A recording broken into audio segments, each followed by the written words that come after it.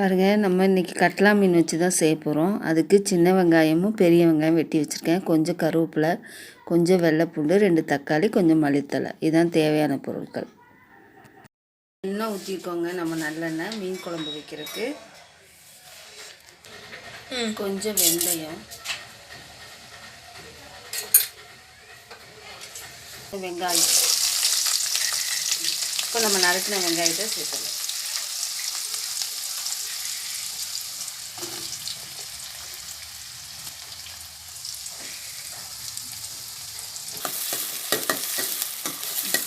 வெங்காயத்தை நல்லா வதக்குவோம். கருவேப்பிலை சேர்த்துக்கலாம். கருவேப்பிலையும் போட்டு நம்ம இந்த வெங்காயத்தை நல்லா வதங்கட்டுங்க.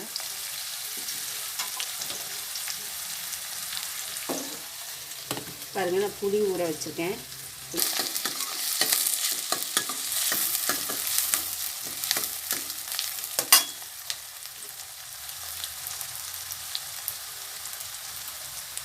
நம்ம வெள்ளைப்பூடை சேர்த்தோம்.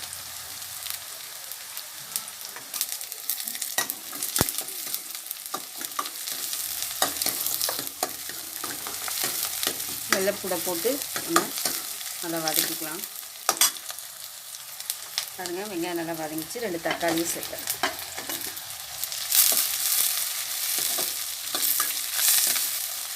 இது நல்லா வதங்கிக்கணும். இப்போ இந்த புளியை நம்ம கரைச்சிக்கலாங்க. நல்லா கரைச்சி எடுத்துக்கலாம். பாருங்கள், கரைச்சி நம்ம புளியோட சக்கையெல்லாம் எடுத்துடலாம்.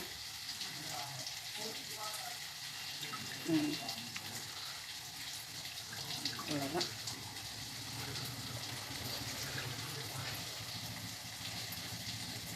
பாருங்கள், கொஞ்சம் மஞ்சள்தூள்,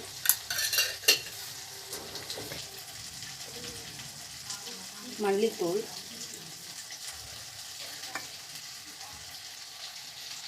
ஒரு 3 ஸ்பூன் மல்லித்தூள் போட்டிருக்கேன். 2 ஸ்பூன் மிளகாய்த்தூள்,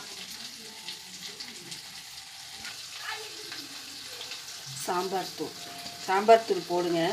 மீன் குழம்பு டேஸ்ட்டாக இருக்கும். 2 ஸ்பூன் சாம்பார் தூள். இப்போ இந்த பொடிகளை போட்டு நம்ம நல்லா கரைச்சிக்கலாங்க.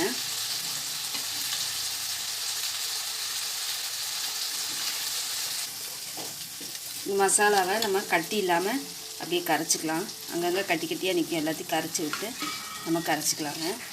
பாருங்கள், இப்போ நம்ம கரைச்சதை அப்படியே சேர்த்துடலாம்.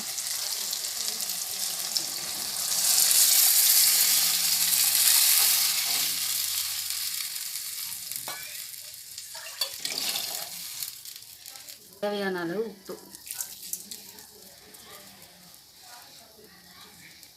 இப்போது நல்லா குழம்பு கொதித்து வரட்டும். நம்ம அதுலேயே தேங்காய் அரைச்சிட்டு வந்துடலாம். பாருங்கள், கொஞ்சமாக தேங்காய் எடுத்துக்கேன். பாருங்கள், தேங்காய் கொஞ்சம் அரைச்சிட்டு வந்துட்டோம். நல்லா பேஸ்ட்டாக அரைச்சிக்கணும். கொஞ்சம் சீரகம் போட்டு அரைச்சிருக்கேன். எவ்வளோ பேஸ்ட்டாக நைஸாக அரைக்க முடியுமோ அவ்வளோ நைஸாக அரைச்சிக்கலாம். இதையும் நம்ம சேர்த்துடலாம்.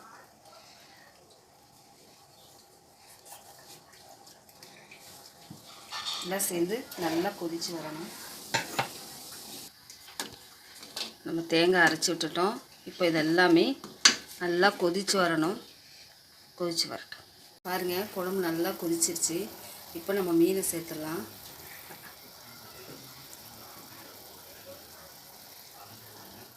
அடுப்பை மீடியமாக வச்சுட்டு நம்ம மீனை சேர்த்துடலாம்.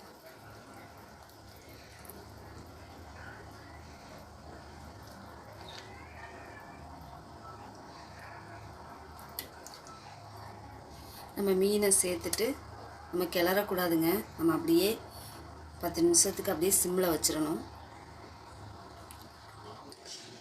பாருங்கள், நம்ம மீனெல்லாம் சேர்த்துட்டோம். இப்போ இதை அப்படியே சிம்மில் இருக்கட்டும். மீன் வெந்து நல்லா எண்ணெய் பிரிஞ்சு வரும். பாருங்கள், எண்ணெய் பிரிஞ்சு வந்துடுச்சு. மீனும் நல்லா வெந்துருச்சு. இப்போது நம்ம அடுப்பை ஆஃப் பண்ணிக்கலாம். மல்லித்தழை தூவிக்கலாம். அவ்வளோதாங்க, நம்மளோட சுவையான மீன் குழம்பு ரெடி. பாருங்கள், சூப்பராக மீன் குழம்பு ரெடி ஆயிடுச்சு. அடுத்த வீடியோவில் பார்ப்போம்.